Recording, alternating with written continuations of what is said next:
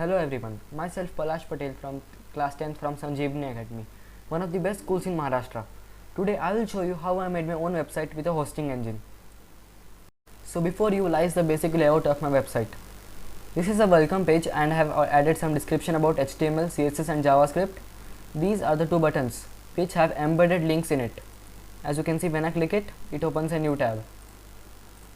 So basically I made this website using JavaScript and CSS, which is also called as cascading style sheets, and JavaScript makes the viewer's experience more interactive and dynamic, whereas CSS is used to beautify it and HTML acts as a framework for both of these. There are two more buttons here, the add and the subtract button, but unlike these two they do not have any links in them, such as when I click this it redirects you to another sites, but when I click this one it gives the result here itself.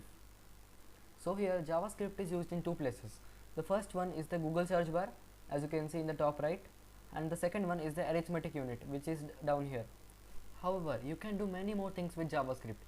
Even the login and registering features of some websites use JavaScript, and therefore it's referred as the brain of a website. Now that was the JavaScript. So what CSS? So CSS in this page are the borders that you see around this. As you can see, there is a circular border here and there is an oval border here. So this is done with the help of CSS, and also as you can see, when I hover over the links they change colors. This is also a feature of CSS. So these are just the visual features of the website. Now let's get into the coding part. So now let us see how HTML, JavaScript and CSS are integrated. As you can see here, I have used the word class several times.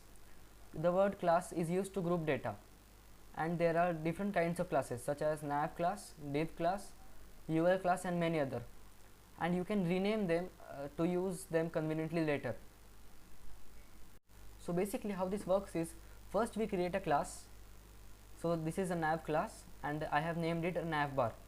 So navbar became a class, and then you can modify it using the CSS file.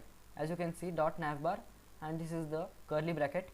So navbar, I have selected the class here, and then I can enter all the data that I want.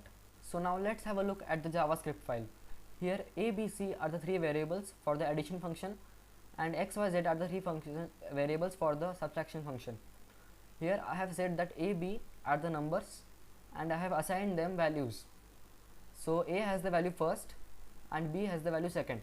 Similarly, x has 1 and y has 2, and c has the value answer and z has the value answer 2.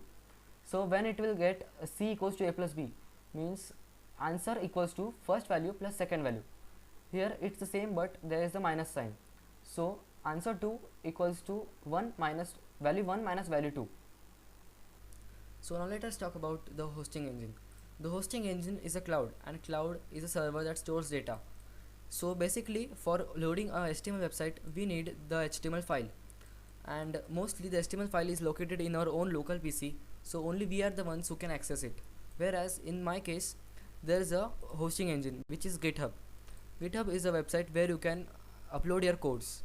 So I have uploaded my website as a code, and it can compile all the resources to make this website. So the resources here are the JavaScript, HTML and CSS files.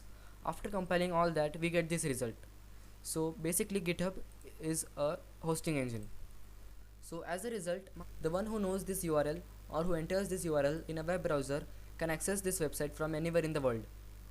With that said, last but not the least, I would like to thank Honorable Mr. Amit Kolle sir and Honorable Mrs. Mandali ma'am and Mrs. Sudha ma'am for providing me this valuable opportunity. I would also like to express my heartfelt gratitude towards Mr. Aditya Gaikwad sir for supporting me. Thank you and have a nice day.